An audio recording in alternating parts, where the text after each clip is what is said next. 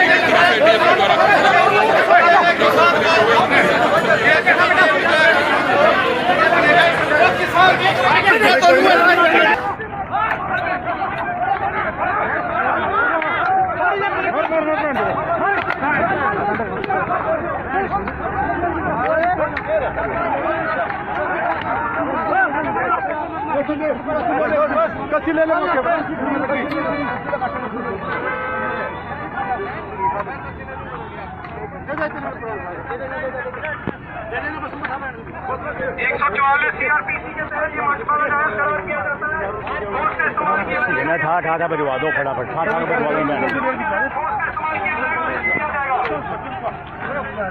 बजवा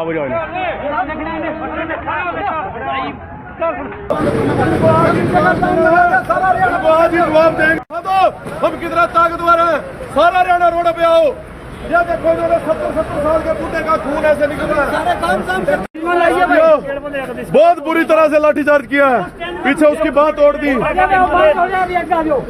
साडे नेड़े मोगे दे विच किसानां दे उत्ते पुलिस ने हत्थापाई कीती, खिचतू कीती, लाठीचार्ज कीता। इहो जिहियां घटनावां बड़ी तेजी नाल और तेज नाल जिहड़ियां भर रहीआं ने साडे पोलीटिकल सिनेरियो दे विच और साडे जिहड़े भाईचारक जिहड़े साडा साਂਝ दे विच।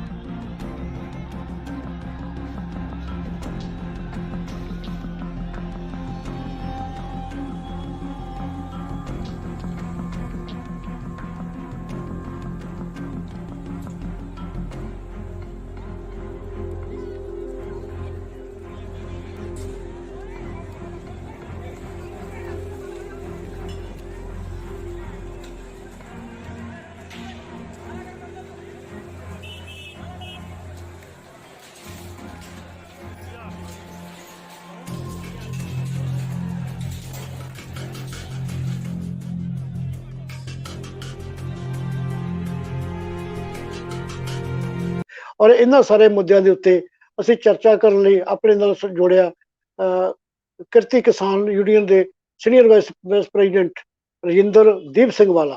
और रजिंदरदीप सिंह वाला पोस्ट ग्रेजुएट ला ने और प्रैक्टिस करने की बजाय उन्होंने किसान संघर्ष को अपना कार्यभूमि चुनिया होया। और इस तो अलावा नगारा एक मैगजीन है, वो भी एडिटर ने ਤੇ ਅਸੀਂ ਉਹਨਾਂ ਨੂੰ ਆਪਣੇ ਨਾਲ ਜੋੜਦੇ ਹੋਏ ਸਵਾਗਤ ਕਰਦੇ ਹਾਂ। ਰਜਿੰਦਰ ਜੀ, ਤੁਹਾਡਾ ਸਵਾਗਤ। ਤੁਹਾਡੇ ਤੱਕ ਸਾਡੀ ਆਵਾਜ਼ ਪਹੁੰਚ ਰਹੀ ਹੈ? ਸ਼ੁਕਰੀਆ ਮਜ਼ਾਕੀ ਜੀ, ਬਹੁਤ ਬਹੁਤ ਤੁਹਾਡੀ ਆਵਾਜ਼ ਆ ਰਹੀ ਹੈ ਜੀ। ਰਜਿੰਦਰ, ਕਿਸਾਨ ਸੰਘਰਸ਼ ਪੰਜਾਬ ਦੇ ਵਿੱਚੋਂ ਸ਼ੁਰੂ ਹੋਇਆ, ਦਿੱਲੀ ਪਹੁੰਚ ਗਿਆ, 1.25 ਸਾਲ ਦੇ ਉੱਪਰ ਸਮਾਂ ਬੀਤ ਗਿਆ, 10 ਮਹੀਨੇ ਦੇ ਨੇੜੇ ਤੇੜੇ ਦਿੱਲੀ ਦੇ ਬੈਠੇ ਨੂੰ ਵੀ ਹੋ ਗਿਆ। ਹੁਣ ਜਿਹੜੀ ਤਾਜ਼ਾ ਸਥਿਤੀ ਨੂੰ ਤੁਸੀਂ ਥੋੜੇ ਜਿਹੇ ਸ਼ਬਦਾਂ ਵਿੱਚ ਕਿਵੇਂ ਸਮੇਟੋਗੇ? ਦੇਖੋ ਮਜ਼ਾਕੀ ਜੀ, ਮੋਰਚਾ ਇੱਕ ਚ ਸ਼ੁਰੂ ਤੋਂ ਹੀ ਗੱਲ ਚੱਲਦੀ ਆ ਰਹੀ ਕਿ ਇਤਿਹਾਸਕ ਮੋਰਚਾ, ਔਰ ਇਹਦੀ ਜਿਹੜੀ 1857 ਦੀ ਬਗਾਵਤ ਦੇ ਨਾਲ ਵੀ ਕੁਝ ਵਿਦਵਾਨ ਤੁਲਨਾ ਕਰ ਰਹੇ ਆ ਕਿ ਉਹ ਵੀ ਕੰਪਨੀ ਦੇ ਖਿਲਾਫ ਸੀ ਤੇ ਇਹ ਵੀ ਕੰਪਨੀਆਂ ਦੇ ਖਿਲਾਫ ਆ। ਉਹਦਾ ਨਿਸ਼ਾਨਾ ਵੀ ਦਿੱਲੀ ਸੀ, ਇਹਦਾ ਨਿਸ਼ਾਨਾ ਵੀ ਦਿੱਲੀ ਆ, ਤੇ ਉਹਦੇ ਚ ਵੀ ਬਹੁਤ ਗਿਣਤੀ ਕਿਸਾਨੀ ਨੇ ਭਾਗ ਲਿਆ ਤੇ ਇਹਦੇ ਵਿੱਚ ਵੀ ਦੇਸ਼ ਦੀ ਕਿਸਾਨੀ ਜਿਹੜੀ ਵੱਡੀ ਗਿਣਤੀ ਦੇ ਵਿੱਚ ਜਿਹੜੀ ਹੈਗੀ ਆ ਉਹ ਭਾਗ ਲੈ ਰਹੀ ਹੈ। ਔਰ ਇਹ ਦੁਨੀਆ ਦਾ ਜਿਹੜਾ ਸਮੁੱਚਾ ਕਾਰਪੋਰੇਟ ਆ ਉਹ ਮੋਦੀ ਹਕੂਮਤ ਦੀ ਪਿੱਠ ਤੇ ਆ ਕੇ ਖੜ ਗਿਆ। ਜਿਵੇਂ ਬਿਲ ਗੇਟਸ ਵਰਗੇ ਲੋਕਾਂ ਕੋਲੇ, ਜਿੰਦੇ ਕੋਲੇ 2,42,000 ਕਿੱਲਾ ਜ਼ਮੀਨ ਆ, ਤਾਂ ਇਹਦਾ ਲੱਖਾਂ ਏਕੜ ਜ਼ਮੀਨ ਦਾ ਮਾਲਕ ਜਿਹੜਾ ਕਾਰਪੋਰੇਟ ਹੈਗਾ ਉਹ ਪੰਜਾਬ, ਹਰਿਆਣਾ ਤੇ ਪੱਛਮੀ ਯੂਪੀ ਦੀ ਜਿਹੜੀ ਬਹੁਤ ਹੀ ਫਰਟਾਈਲ ਲੈਂਡ ਆ, ਜਿਹਦਾ ਰਿਕਾਰਡ ਆ ਪੂਰੀ ਦੁਨੀਆ 'ਚ, ਇਸ ਤੋਂ ਵੱਧ ਅਨਾਜ ਦੁਨੀਆ 'ਚ ਕਿਤੇ ਪੈਦਾ ਨਹੀਂ ਹੁੰਦਾ, ਉਹਨੂੰ ਹਥਿਆਉਣ ਦੇ ਵਾਸਤੇ ਉਹ ਸਾਰਾ ਕੁਝ ਲੈ ਕੇ ਆਇਆ ਹਿੰਦੁਸਤਾਨ ਦੀ। ਉਹਨਾਂ ਨੂੰ ਕੋਈ ਬੰਜਰ ਜ਼ਮੀਨ ਤਾਂ ਲੈਣੀ ਨਹੀਂ ਹੈ। ਇਸ ਕਰਕੇ ਇਹ ਪੂਰੀ ਦੁਨੀਆ ਦੇ ਕਾਰਪੋਰੇਟ ਦੇ ਖਿਲਾਫ ਜਿਹੜੀ ਲੜਾਈ ਹੈਗੀ ਆ ਉਸ ਪਾਸੇ ਸਿੱਧਤ ਹੋ ਰਹੀ ਆ। ਔਰ ਇਹਦੇ 'ਚ ਜਿਹੜਾ ਇੱਕ ਤਬਦੀਲੀ ਇੱਕ ਇਹ ਆ ਰਹੀ ਹੈ ਕਿ ਖੇਤੀ ਕਾਨੂੰਨਾਂ ਤੋਂ ਚੱਲੀ ਹੋਈ ਲੜਾਈ ਜਿਹੜੀ ਆ ਅੱਜ ਇਹ ਹੌਲੀ ਹੌਲੀ ਪੂੰਜੀਵਾਦ ਨੂੰ ਵਾਲੇ ਪਾਸੇ ਜਿਹੜੀ ਸਿੱਧਤ ਹੋ ਰਹੀ ਆ। ਕਾਰਪੋਰੇਟ ਜ਼ਿੰਦਗੀ ਦੇ ਅਲੱਗ-ਅਲੱਗ ਜਿੱਥੇ ਜਿੱਥੇ ਉਹਦੀ ਦਖਲਅੰਦਾਜ਼ੀ ਆ ਉੱਥੇ ਉੱਥੇ ਇਹਨੂੰ ਇਹ ਚੁਣੌਤੀ ਦੇ ਰਹੀ ਹੈਗੀ ਆ। ਔਰ ਇਹਦੇ ਦੇਸ਼ ਦੀ ਰਾਜਨੀਤੀ ਤੇ ਸਾਡੇ ਸਮਾਜ ਤੇ ਔਰ ਸੱਭਿਆਚਾਰ ਦੇ ਬੜੇ ਦੂਰਸ ਪ੍ਰਭਾਵ ਜਿਹੜੇ ਹੈਗੇ ਆ ਪੈਣਗੇ। ਔਰ ਜਿੰਨਾ ਇਹ ਮੋਰਚਾ ਲੰਬਾ ਚੱਲੂਗਾ ਇਹਦੇ ਓਨੇ ਹੀ ਜਿਹੜੇ ਪੋਜ਼ਿਟਿਵ ਨਤੀਜੇ ਜਿਹੜੇ ਹੈਗੇ ਆ ਉਹ ਨਿਕਲਣਗੇ, ਨਾ ਕਿ ਲੋਕ ਨਿਰਾਸ਼ ਜਾਂ ਹਤਾਸ਼ ਹੋਣਗੇ, ਕਿਉਂਕਿ ਲੋਕ ਹੁਣ ਲੰਬੀ ਲੜਾਈ ਵਾਸਤੇ ਜਿਹੜਾ ਹੈਗਾ ਉਹ ਤਿਆਰ ਹੋ ਚੁੱਕੇ ਆ। ਲੰਮੀ ਲੜਾਈ ਨੇ ਉਹਦੇ ਵਿੱਚ ਉਹਨਾਂ ਦੇ ਵਿੱਚ ਬਹੁਤ ਜ਼ਿਆਦਾ ਚੇਤਨਾ ਦਾ ਜਿਹੜਾ ਸੰਚਾਰ ਹੈਗਾ ਉਹ ਕੀਤਾ। ਹਾਂ, ਬਿਲਕੁਲ ਤੁਸੀਂ ਠੀਕ ਕਹਿ ਰਹੇ ਹੋ। ਹਾਂ, ਇਹਦੀ ਪਿੱਠ ਭੂਮੀ ਦੇ ਉੱਤੇ ਕਿਤੇ ਨਾ ਕਿਤੇ ਤੁਹਾਨੂੰ ਲੱਗ ਰਿਹਾ ਕਿ ਜਿਹੜੀ ਚਾਈਨਾ ਦੀ ਸਿਲਕ ਰੋਡ ਬਣ ਰਹੀ ਹੈ, ਕਿਤੇ ਨਾ ਕਿਤੇ ਉਹਦੇ ਨਾਲ ਵੀ ਇਸ ਐਜੀਟੇਸ਼ਨ ਦਾ ਸੰਬੰਧ ਜੁੜਦਾ, ਜਾਂ ਜਿਹੜਾ 3 ਖੇਤੀ ਕਾਨੂੰਨ ਨੇ ਉਹਨਾਂ ਦਾ ਸੰਬੰਧ ਜੁੜਦਾ। ਦੇਖੋ, ਦੁਨੀਆ ਦੇ ਜਿਹੜੇ ਇਹ ਸਾਮਰਾਜੀ ਦੇਸ਼ ਨੇ, ਤਗੜੇ ਦੇਸ਼ ਨੇ, ਉਹ ਸਾਰਾ ਕੁਝ ਤੁਸੀਂ ਸਿਲਕ ਰੋਡ ਦੀ ਗੱਲ ਕੀਤੀ ਜਾਂ ਹੋਰ ਸਾਰੇ ਰੂਟਸ ਜਿਹੜੇ ਬਣਾਏ ਜਾ ਰਹੇ ਨੇ, ਬੇਸਿਕਲੀ ਤਾਂ ਟ੍ਰੇਡ ਵਾਸਤੇ ਹੀ ਬਣਾਏ ਨੇ ਉਹਨਾਂ ਨੇ। ਇਹ ਆਪਣਾ ਜਿਹੜਾ ਮਾਲ ਨੂੰ ਆਉਣ ਜਾਂ ਲਿਜਾਣ ਵਾਸਤੇ। ਤੋਂ ਜੇਕਰ ਇਹਨਾਂ ਨੂੰ ਇੰਨਾ ਹੀ ਮਤਲਬ ਇਹ ਲੋਕਾਂ ਦੇ ਹਿੱਤ 'ਚ ਬਣਾਈ ਹੁੰਦੀ, ਇਹਨਾਂ ਨੇ ਅਸਲ ਦੇ 'ਚ ਐਕਸਪਲੋਇਟੇਸ਼ਨ ਹੀ ਬਣਾਈ ਆ। ਜੇ ਲੋਕਾਂ ਦੇ ਹਿੱਤ 'ਚ ਬਣਾਈ ਹੁੰਦੀ ਤਾਂ ਇੰਡੋ ਪਾਕ ਟ੍ਰੇਡ ਵੀ ਜਿਹੜਾ ਖੁੱਲਣਾ ਚਾਹੀਦਾ ਸੀਗਾ, ਕਿਉਂਕਿ ਇੰਡੋ ਪਾਕ ਟ੍ਰੇਡ ਜੇ ਖੁੱਲਦਾ ਤਾਂ ਦੋਨਾਂ ਪੰਜਾਬਾਂ ਨੂੰ ਜਿਹੜਾ ਹੈਗਾ ਬਹੁਤ ਜ਼ਿਆਦਾ ਫਾਇਦਾ ਹੁੰਦਾ। ਅੱਜ ਪੰਜਾਬ ਦੇ ਵਿੱਚੋਂ ਜਿਹੜੀ ਚੀਜ਼ ਉਹ ਜੇ ਲਾਹੌਰ ਜਾਂਦੀ ਆ ਤਾਂ ਪਹਿਲਾਂ ਉਹ ਬੰਬੇ ਬੰਦਰਗਾਹ ਜਾਂਦੀ ਆ, ਬੰਬੇ ਤੋਂ ਕਰਾਚੀ ਬੰਦਰਗਾਹ ਜਾਂਦੀ ਆ, ਤਾਂ ਟਰਾਂਸਪੋਰਟੇਸ਼ਨ ਦਾ ਹੀ ਇੰਨਾ ਖਰਚਾ ਪੈ ਜਾਂਦਾ ਹੈਗਾ। ਤੇ ਜਿਵੇਂ ਕਿ ਇਹਦੇ ਤੇ ਪਿਛਲੇ ਦਿਨੀ ਡਾਕਟਰ ਰਣਜੀਤ ਸਿੰਘ ਘੁੰਮਣ ਹੋਰਾਂ ਦੀ ਉਹਨਾਂ ਦੀ PhD ਵੀ ਇਸੇ ਮਾਮਲੇ ਤੇ ਆ, ਉਹ ਕ੍ਰਿਡ 'ਚ ਕੰਮ ਕਰਦੇ। ਉਹਨਾਂ ਦਾ ਇੱਕ ਸਟੱਡੀ ਪੇਪਰ ਵੀ ਪਿਛਲੇ ਦਿਨਾਂ 'ਚ ਸਾਹਮਣੇ ਆਇਆ ਕਿ ਜਿਹੜਾ ਇੰਡੋ ਪਾਕ ਟ੍ਰੇਡ ਬੰਦ ਹੋਣ ਦੇ ਨਾਲ ਕੀ ਇੰਪੈਕਟ ਜਿਹੜਾ ਹੈਗਾ ਪਿਆ। ਤੋਂ ਬਾਰਡਰ ਏਰੀਏ ਤੇ ਹਜ਼ਾਰਾਂ ਲੋਕਾਂ ਦਾ ਰੁਜ਼ਗਾਰ ਪ੍ਰਭਾਵਿਤ ਹੋਇਆ। ਪੰਜਾਬ ਦੀ ਜਿੰਨੀ ਖੇਤੀ ਵਾਲੀ ਮਸ਼ੀਨਰੀ ਆ ਉਹਦੀ ਉੱਥੇ ਬਹੁਤ ਡਿਮਾਂਡ ਆ। ਬਹੁਤ ਸਾਰੇ ਸਾਡੇ ਫਲ ਤੇ ਸਬਜ਼ੀਆਂ ਕਈ ਵਾਰੀ ਪੰਜਾਬ 'ਚ ਰੁਲ ਰਹੇ ਹੁੰਦੇ ਆ ਤੇ ਪਾਕਿਸਤਾਨ 'ਚ ਉਹਨਾਂ ਦੀ ਬਹੁਤ ਜ਼ਿਆਦਾ ਡਿਮਾਂਡ ਹੁੰਦੀ ਆ। ਤੇ ਜੇ ਤਾਂ ਇਹ ਸੜਕਾਂ ਇਸ ਕਰਕੇ ਹੋਣ ਕਿ ਲੋਕਾਂ ਦਾ ਭਲਾ ਕਰਨਾ, ਤੇ ਫਿਰ ਤਾਂ ਇੰਡੋ ਪਾਕ ਟ੍ਰੇਡ ਵੀ ਹੋਣਾ ਚਾਹੀਦਾ ਸੀਗਾ। ਪਰ ਇਹ ਸੜਕਾਂ ਅਸਲ ਦੇ ਵਿੱਚ ਕਿਸੇ ਦਾ ਭਲੇ ਵਾਸਤੇ ਨਹੀਂ ਹੈ, ਸਾਮਰਾਜੀਆਂ ਤੇ ਤਗੜੇ ਮੁਲਕਾਂ ਨੇ ਆਪਣੇ ਹਿੱਤਾਂ ਦੀ ਪੂਰਤੀ ਵਾਸਤੇ ਬਣਾਈਆਂ ਨੇ।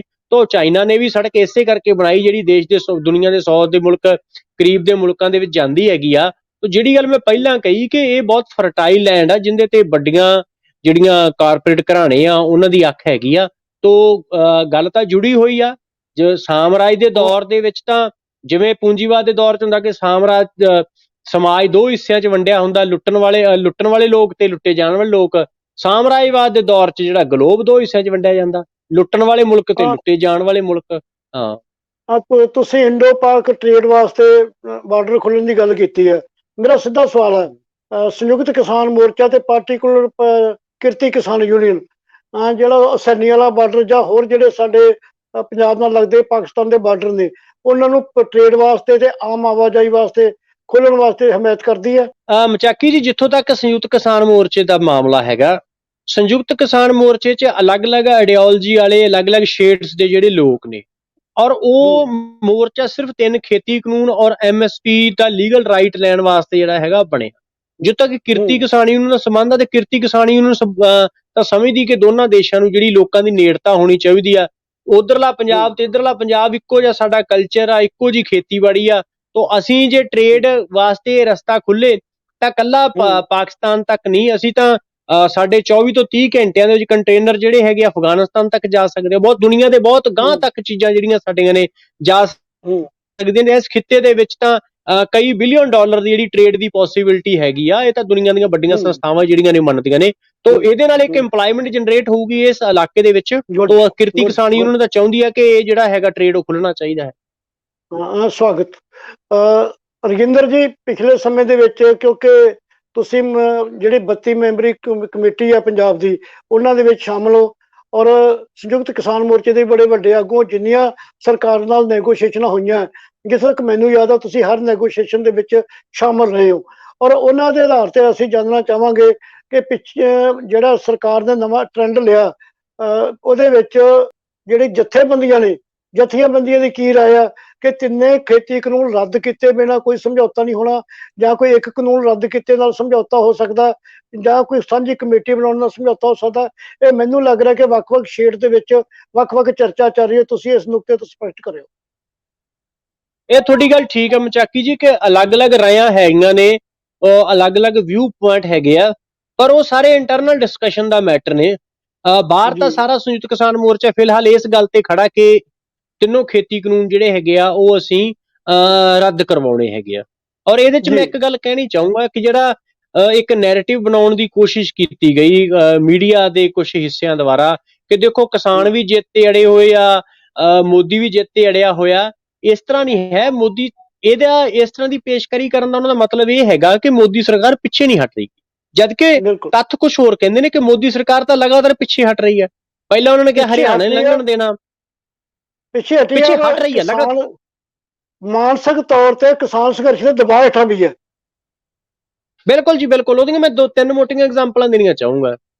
ਪਹਿਲਾਂ ਉਹਨਾਂ ਨੇ ਕਿਹਾ ਵੀ ਹਰਿਆਣਾ ਹੀ ਲੰਘਣ ਦੇਣਾ, ਅਸੀਂ ਦਿੱਲੀ ਪਹੁੰਚ ਗਏ। ਉਹਨਾਂ ਨੇ ਕਿਹਾ ਖੇਤੀ ਕਾਨੂੰਨ ਬਹੁਤ ਚੰਗੇ ਆ। ਗੱਲਬਾਤ ਦੌਰਾਨ ਜਦੋਂ ਲੰਬੀ ਕਲੌਜ਼ ਟੂ ਕਲੌਜ਼ ਡਿਸਕਸ਼ਨ ਹੋਈ ਆ, ਉਹ ਖੇਤੀ ਕਾਨੂੰਨਾਂ 'ਚ ਸੋਧਾਂ ਵਾਸਤੇ ਤਿਆਰ ਹੋ ਗਏ।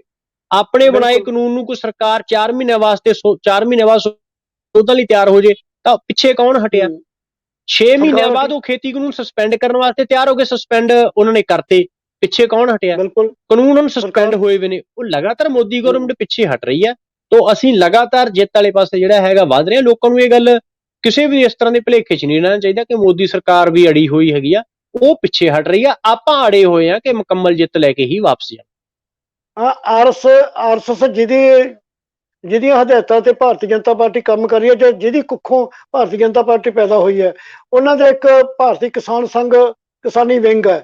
ਉਹ ਲਗਾਤਾਰ ਜਿਹੜੀ ਸਰਕਾਰ ਦੇ ਜਾਂ ਭਾਰਤੀ ਜਨਤਾ ਪਾਰਟੀ ਤੋਂ ਵੱਖਰੀਆਂ ਪੋਜੀਸ਼ਨਾਂ ਲੈਂਦਾ ਆ ਰਿਹਾ। ਔਰ ਮੈਂ ਮੁੱਢਲੇ ਦਿਨਾਂ ਦੇ ਵਿੱਚ ਉਹਨਾਂ ਦੇ ਇੱਕ ਆਗੂ ਹਰਦੀਪ ਦੀ ਇੰਟਰਵਿਊ ਸੁਣੀ ਸੀ, ਔਰ ਉਹਨਾਂ ਨੇ ਕਿਹਾ ਸੀ ਕਿ ਕਿਸਾਨ ਜਿਹੜੇ 3 ਖੇਤੀ ਕਾਨੂੰਨ ਨੇ, ਇਹ ਕਿਸਾਨਾਂ ਤੇ ਭਾਰਤੀ ਜਨਤਾ ਪਾਰਟੀ ਦੇ ਹਿੱਤ ਵਿੱਚ ਨਹੀਂ ਹੈਗੇ। ਸਰਕਾਰ ਨੂੰ ਜਿੱਦ ਛੱਡ ਕੇ ਕਿਸਾਨਾਂ ਮੁਤਾਬਕ ਫੈਸਲਾ ਲੈ ਲੈਣਾ ਚਾਹੀਦਾ। ਹੁਣ ਵੀ ਉਹ ਲਗਾਤਾਰ ਆਵਾਜ਼ ਉਠਾ ਰਹੇ ਨੇ। ਉਹਨਾਂ ਦਾ ਨੁਮਾਇੰਦਾ ਪਿੱਛੇ ਜੇ ਆਇਆ ਸੀ, ਸਾਡੇ ਚੰਡੀਗੜ੍ਹ ਦੇ ਇੱਕ ਵੱਡੇ ਅਖਬਾਰ ਨੇ ਪੂਰੇ 1 ਪੇਜ ਦੀ ਇੰਟਰਵਿਊ ਛਾਪੀ ਸੀ, ਜਿਹਦੇ ਵਿੱਚ ਉਹਨਾਂ ਨੇ ਭਾਰਤੀ ਜਨਤਾ ਪਾਰਟੀ ਸਰਕਾਰ, ਭਾਰਤੀ ਜਨਤਾ ਪਾਰਟੀ ਔਰ ਜਿਹੜੇ ਭਾਰਤੀ ਜਨਤਾ ਪਾਰਟੀ ਦੇ ਕਿਸਾਨ ਆਗੂ ਨੇ, ਉਹਨਾਂ ਦਾ ਸਪਸ਼ਟ ਵਖਰੇਵਾ ਕੀਤਾ ਸੀ। ਤੁਹਾਡੀ ਇਹ ਤੇ ਕੀ ਟਿੱਪਣੀ ਹੈ? ਦੇਖੋ, ਬੀਜੇਪੀ ਦੇ ਅੰਦਰ ਕੰਟਰਡਿਕਸ਼ਨ ਤਾਂ ਹੈ।